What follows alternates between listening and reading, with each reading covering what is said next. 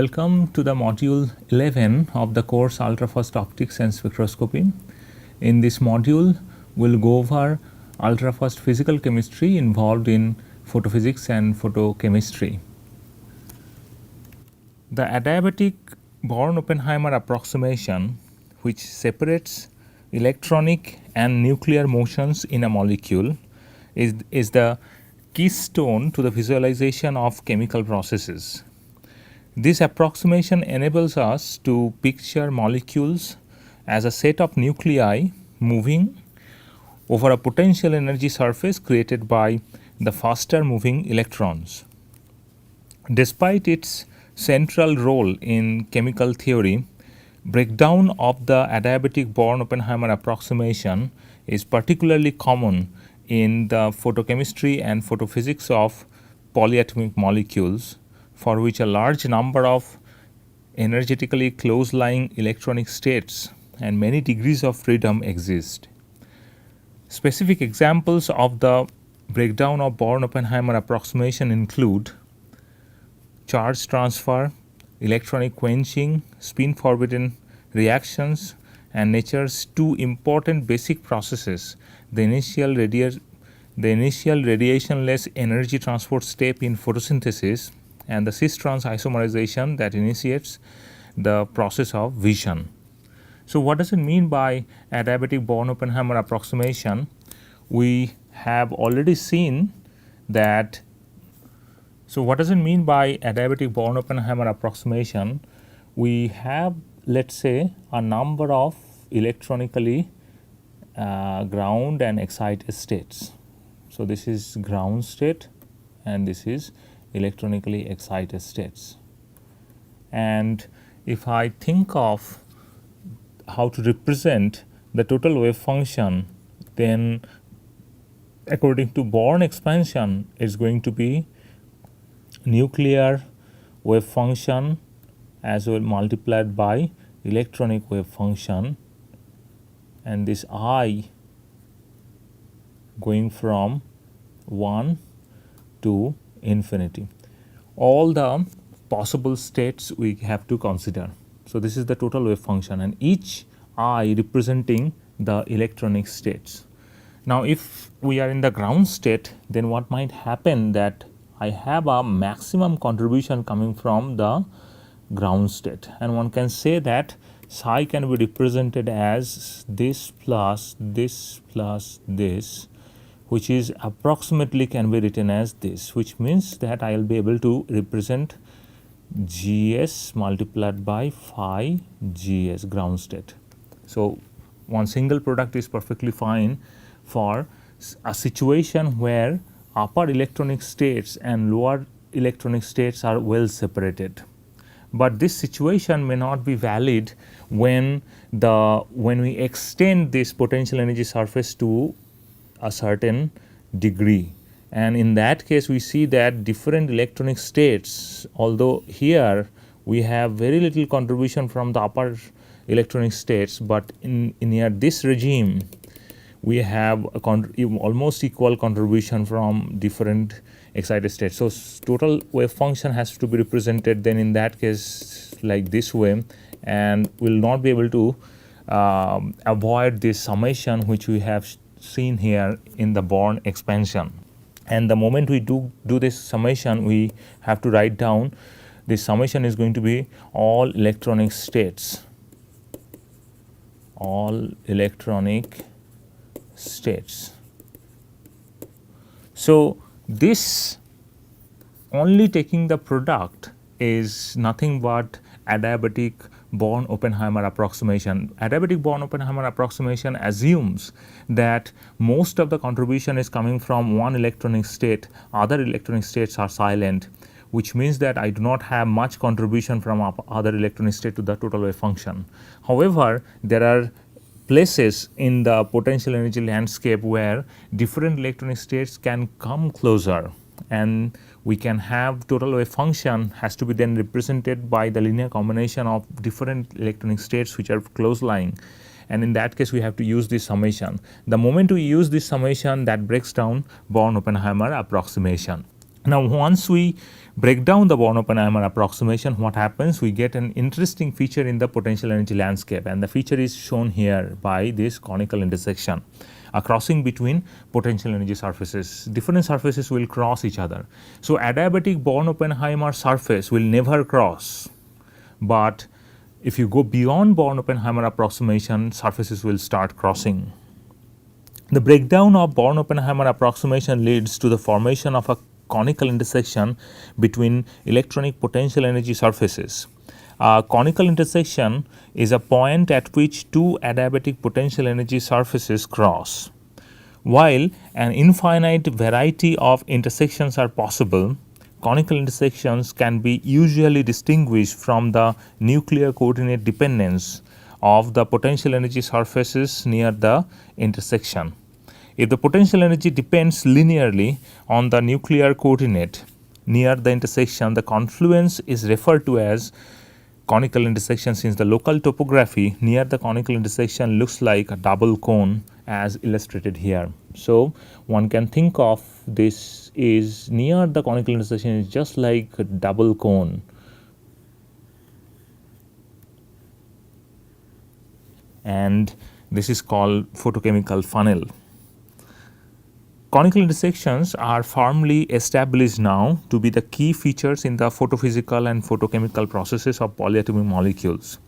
They provide an efficient pathway for radiationless transition between electronic states. When a conical intersection is involved in a chemical or physical process, the nuclei move on more than one adiabatic Born-Oppenheimer potential energy surface.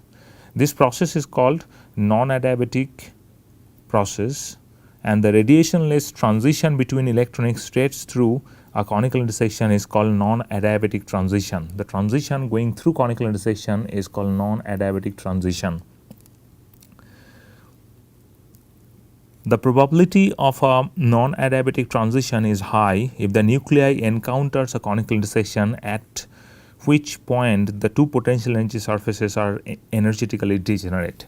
So, when we think about the photoexcitation process here as shown here, A is excited to a star, electronically excited states, and then it will evolve on the potential energy surface. But there is a chance or probability having this transition at this point of nuclear coordinate. This nuclear coordinate corresponds to this point at this point, but the probability is very low as compared to the probability here, because they are degenerate at that point, and I'll let you know why it should be, the probability would be high at this point of regime. In general, a number of intrinsic issues are associated with non-adiabatic chemistry and physics through conical intersections. All these issues can have significant influence on understanding molecular photophysics and photochemistry on ultrafast time scale.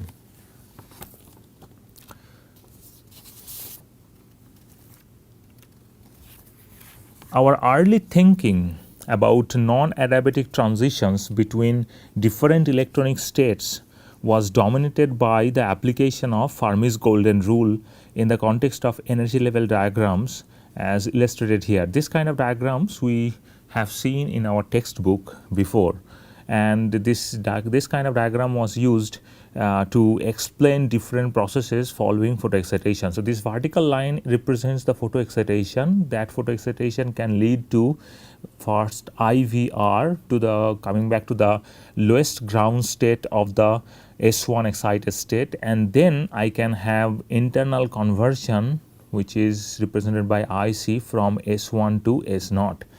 And that internal conversion is nothing but a non-adiabatic transition, and previously this kind of non-adiabatic transition has been discussed in the picture of Jablonski diagram.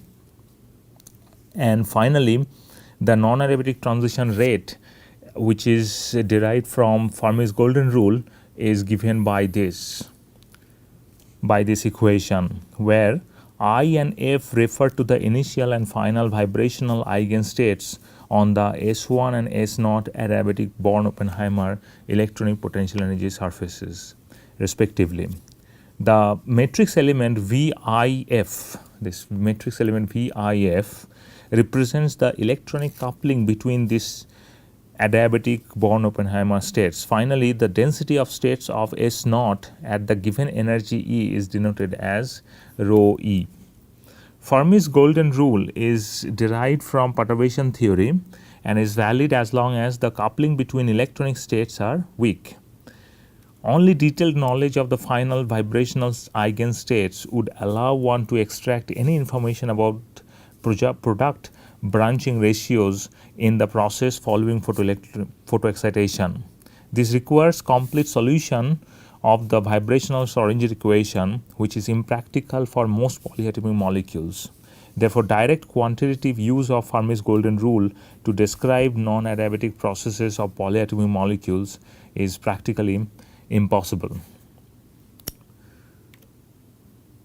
So, what is more realistic picture which came up after Fermi's golden rule based Jablonski diagram?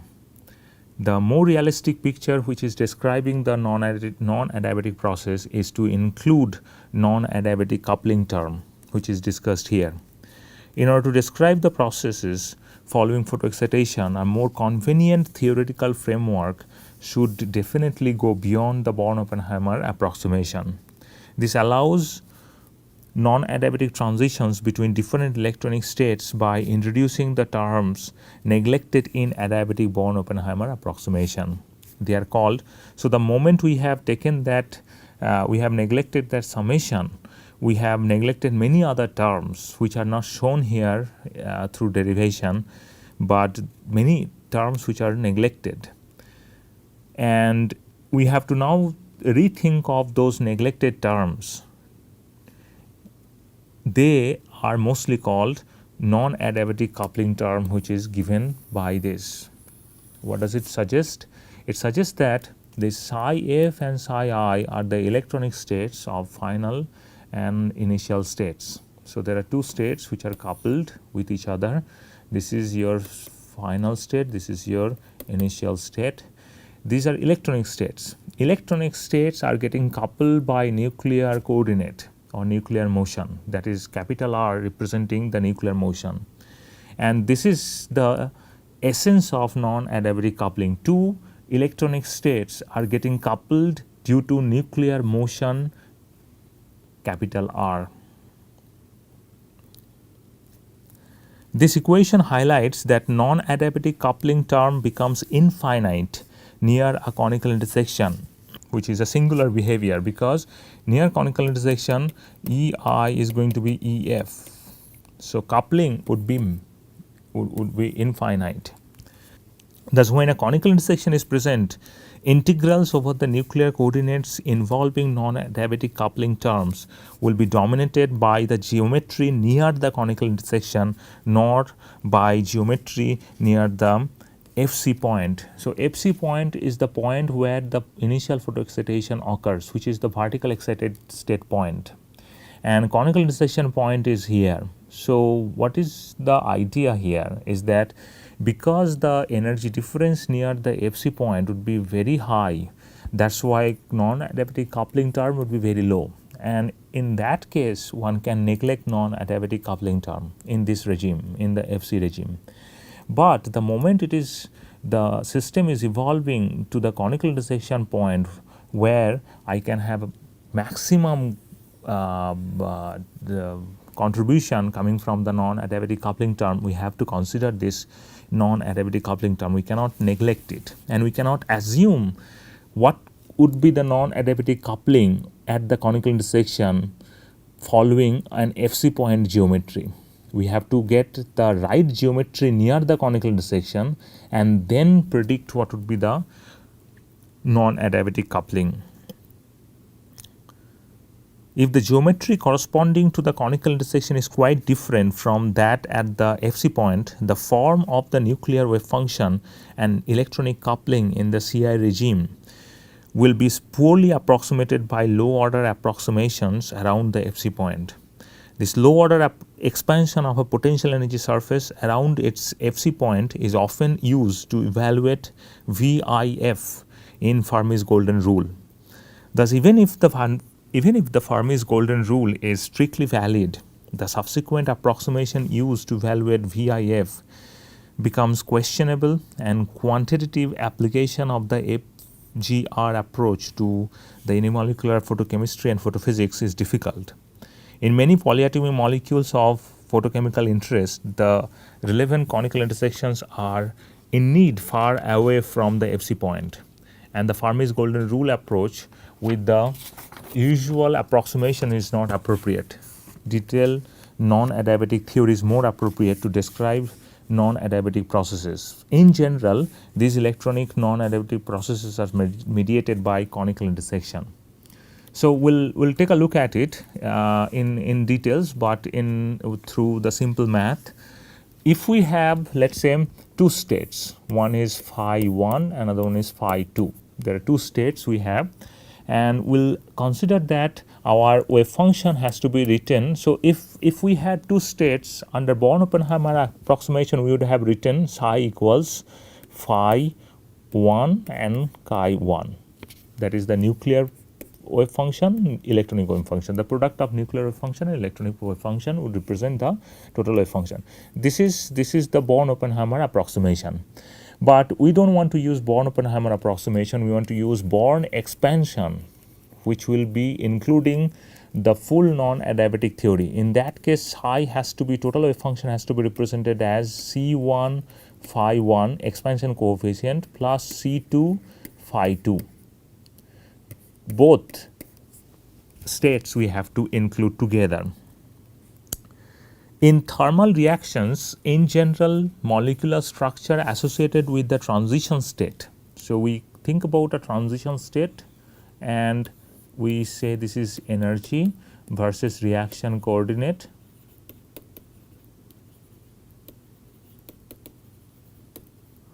And they are going through the transition state. This is reactant, this is product. When they are transforming from reactants to product, they go through this transition state, and generally thermal reactions are predicted with the help of the transition state.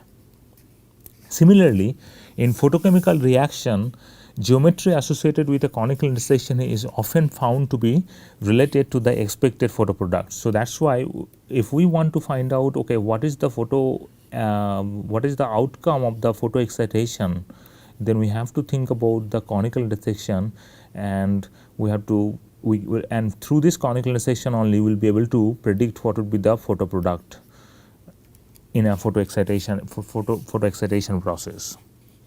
For diatomic molecule where only 1 degrees of freedom I have, that is the bond distance, electronic states with the same symmetry do not cross, yielding a non-crossing rule. So what is the origin of this non-crossing rule? We'll go over it right now. To understand the non-crossing rule, we'll consider a diatomic molecule with two electronic potential energy curves. Mathematically, two electronic states are represented by phi 1 and phi 2. And we have to, as I mentioned, this is the Born expansion we have to take. So the total wave function has to be represented by this way. So we can insert this in the time independence Schrodinger equation, H psi equals E psi, and we'll be able to rearrange this equation a little bit, and we get this expression. Now what we have done, we have used orthonormalization condition to reduce this equation. This is often we use. I'll remind one more time. In our previous modules, we have used this kind of condition to reduce quantum mechanical equation. So let's say I have phi 1 plus phi 2, this kind of wave function. If I have this kind of wave function, then I can multiply with phi 1 first, phi 1 star,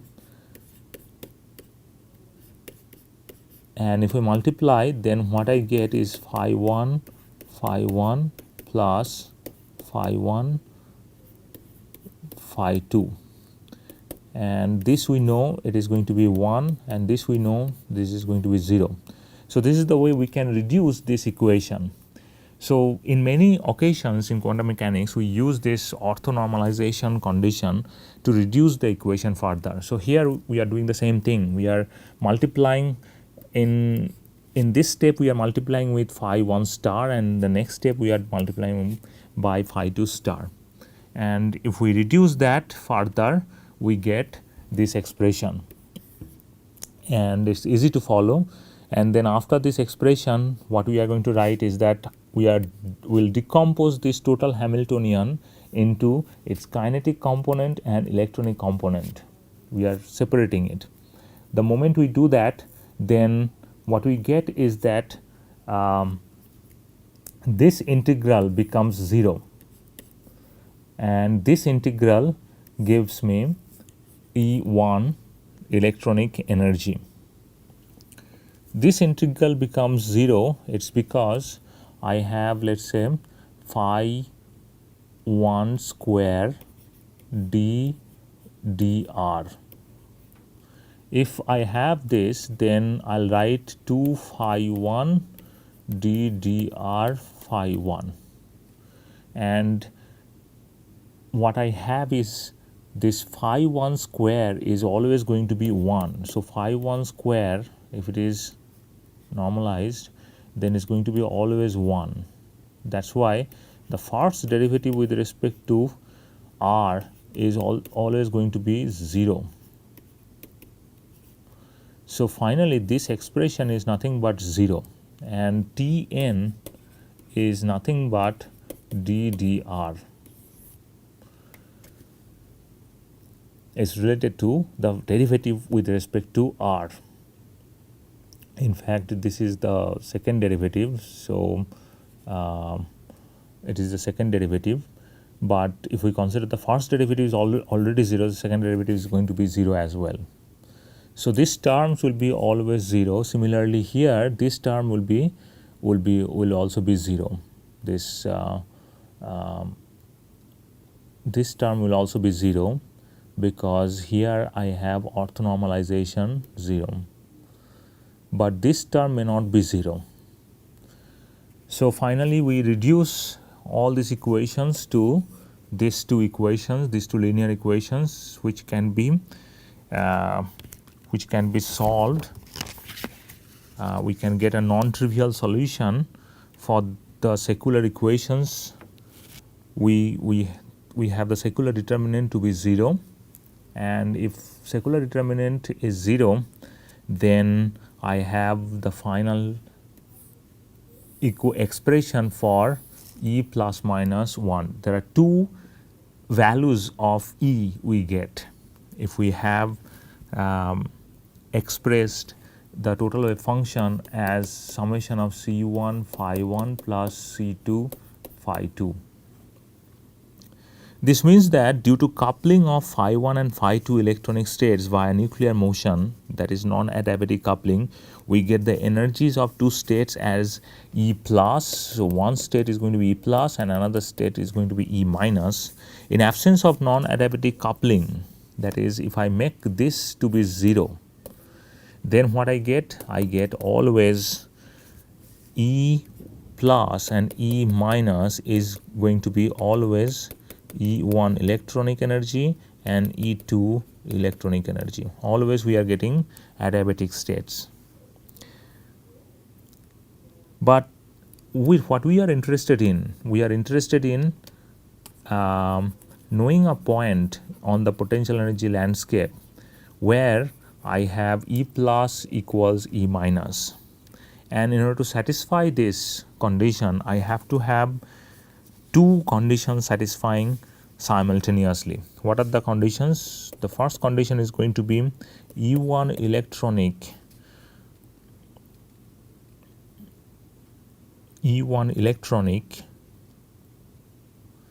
minus E2 electronic divided by 2 square is 0, and then T12N is 0. Both we have to satisfy simultaneously. Now, for diatomic molecule in which one nuclear coordinate we have, only variation we can change the potential energy surface we can change the potential energy with the help of only one variable. What is that variable? Internuclear distance.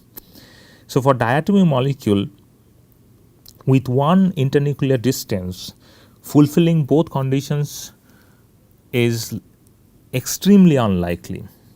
This occurs if the two adiabatic electronic states have the same symmetry.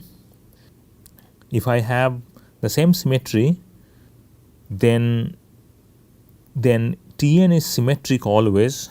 So, in order to vanish the integral phi 1 Tn phi 2, if phi 1 and phi 2 have to be antisymmetric.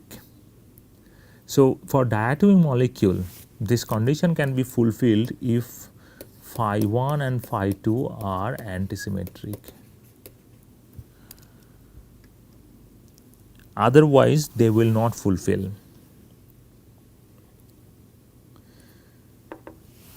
So what happens if for diatomic molecule only two potential energy surfaces may approach each other and then they may not cross. This is called avoided crossing.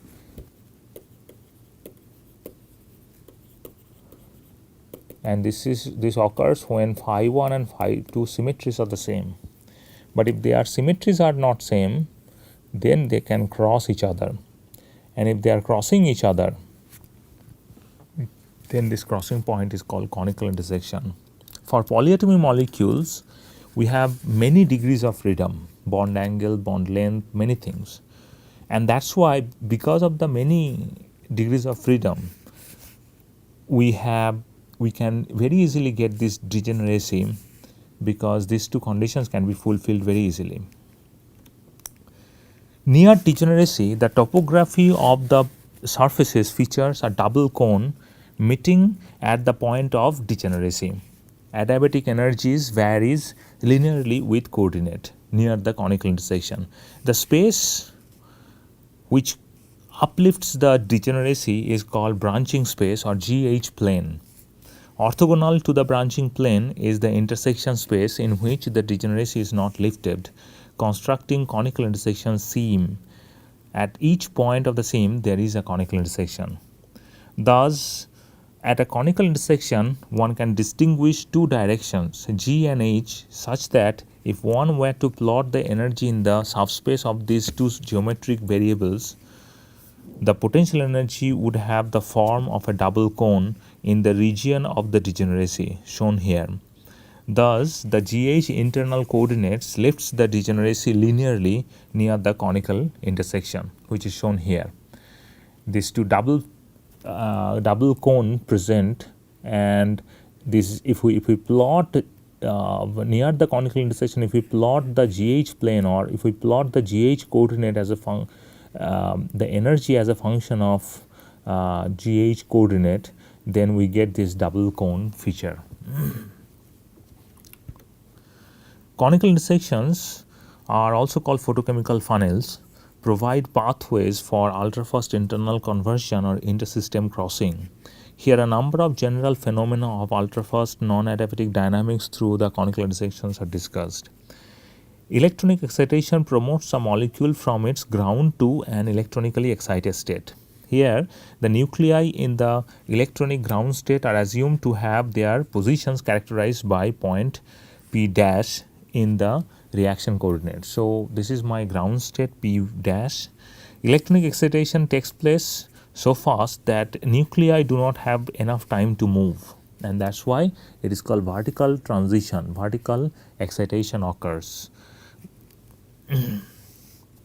The quantum mechanical analog of the classical Frank-Condon rule is that the probability of nuclei making a transition from one potential energy surface to another is greatest for these places. So, when I have a vertical transition, we have to think about, either we classically we can think of that nuclei doesn't move. So, I have this preserve this coordinate r, and quantum mechanical version of this same idea is that I have the maximum overlap between the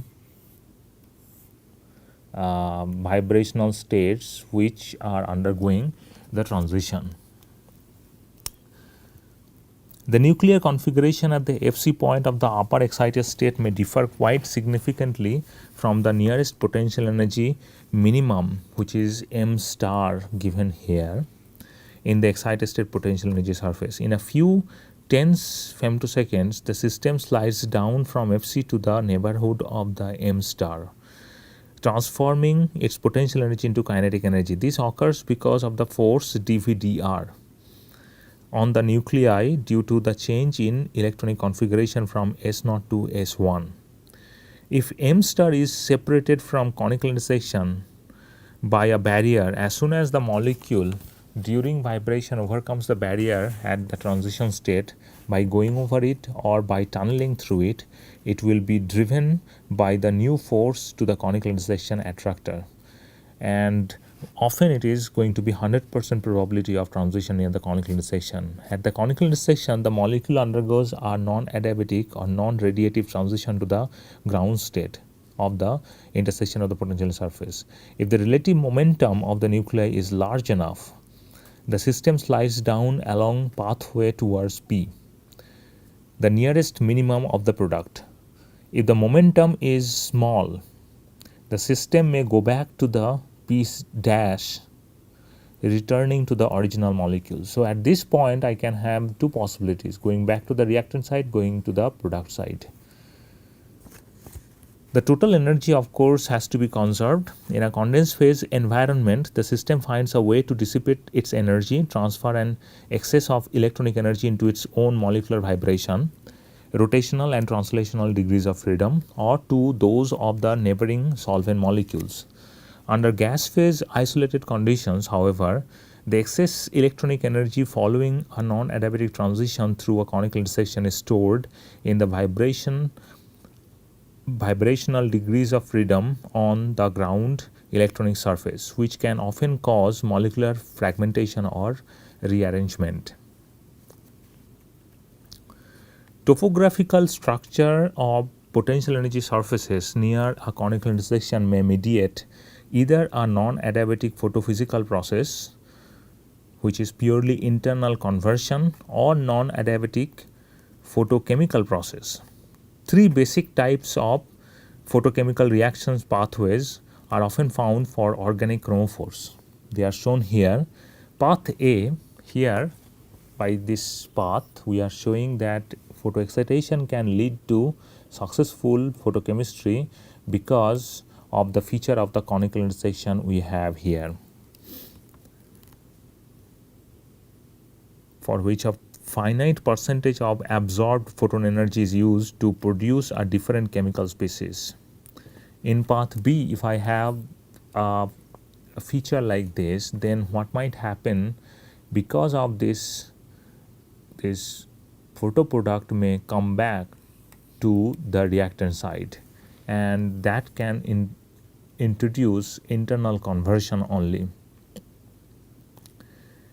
And path C, what we see here, it can avoid photochemical reaction near the conical intersection because it is directly coming back to the reactant side. So what is the topographical feature of conical intersection and overall excited state pathways that controls the photoproduct or the internal conversion? The development of femtosecond pulse laser has made it possible to make observations on transient species which have very short lifetime. With respect to the lifetime, the transient species formed near an avoided crossing or conical intersection in photoinduced processes may quite resemble an activated complex or transition state which we used in thermally activated processes.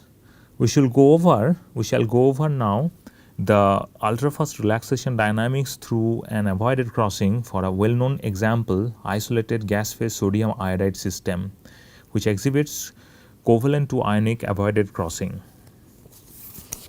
Here we have shown NaI, sodium iodide potential energy surfaces. Electronically ground and first excited state of NaI molecule is described with two potential energy curves. One is ionic, the first ground state is ionic, and excited electronic state is actually covalent in nature. When I say ionic, NaI, Ionic means most of the electron cloud is shared by iodine, and covalent is attracted to. So for when I say ionic, most of the electron density is attracted towards I. That's why it gets I minus and sodium plus.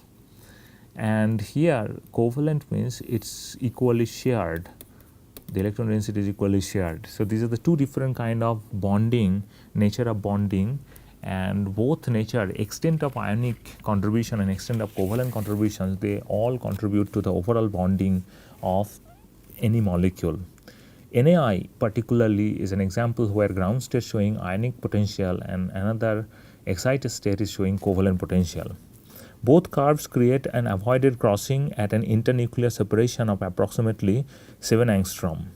In the ground state, the NaI molecule exhibits ionic electronic character, and the same molecule features covalent electronic character in the first electronically excited state. However, because of difference in ionization potential of Na and Na plus and electron affinity of I and I minus, dissociation limit for Na plus and I minus is greater than that of Na plus I. So this dissociation limit is higher than this dissociation limit. NaI is a heteronuclear diatomic molecule which does not possess a center of symmetry. Hence, symmetry argument does not help two electronic potential energy curves to cross, rendering avoided crossing. Because of this avoided crossing at internuclear distance approximately 7 angstrom, electron harpooning occurs when the molecule is bound on the upper electronic state. This suggests that electron is transferred from one atom to another during vibration on the upper excited curve as the electronic character changes from covalent to ionic in the bound upper curve.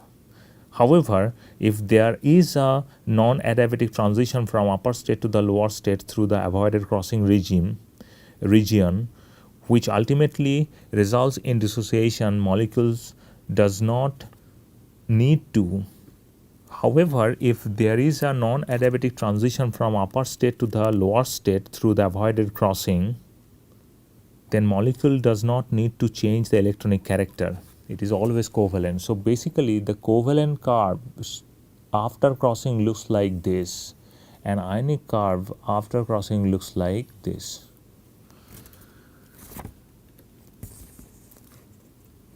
In the femtosecond pump probe spectroscopy, the pump pulse at lambda 1, which is center wavelength, excites the molecule from ionic ground state to the covalent excited state. And because we are using a broadband source, which is the femtosecond pulse, we are exciting simultaneously many vibrational states in the upper excited state, and which is creating the wave packet. We have shown previously what is the origin of the wave packet. Consequently, electronically excited complex exists as a superposition of many vibrational states, which renders a localized vibrational wave packet. There are two limiting possibilities now following electronic excitation. The vibrational wave packet of the electronically excited NaI may get trapped on the adiabatic potential energy curve. So I have the adiabatic potential energy curve, and I can have this wave packet which I have created. It can be trapped, and if it is trapped, it is then going to oscillate within this adiabatic curve. Or there is another possibility: the vibrational wave packet may dissociate, shown as the movement of the wave packet towards the very long and internuclear distance. So in that case, wave packet may actually dissociate, and it can actually propagate along this way through this non-adiabatic transition only, and I can have a dissociation.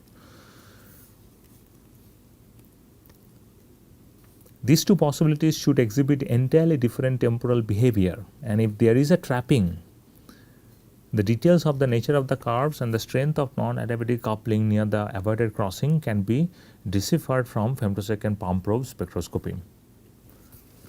In the femtosecond pump probe spectroscopy, the dynamics of the vibrational wave packet is probed by a second probe pulse, Probe excitation essentially creates molecular ions with frequency that corresponds to absorption frequency of perturbed Na. So I have now used pump probe. We have here pump probe spectroscopy. The pump is exciting the molecule to the excited state. This experiment was performed by Hamazwell group, and femtosecond pump pulse was selected at 310 nanometer, and the probe pulse was selected from the wavelength range of 560 to 630 nanometer. And here 310 nanometer is enough to excite NAI system to the electronically excited state, and we have to remember that 589 nanometer is only on resonance with free Na D line, sodium D line. But other probes, like other than 589 nanometer, all other wavelengths are off resonance with free sodium atom, but they are on resonance with perturbed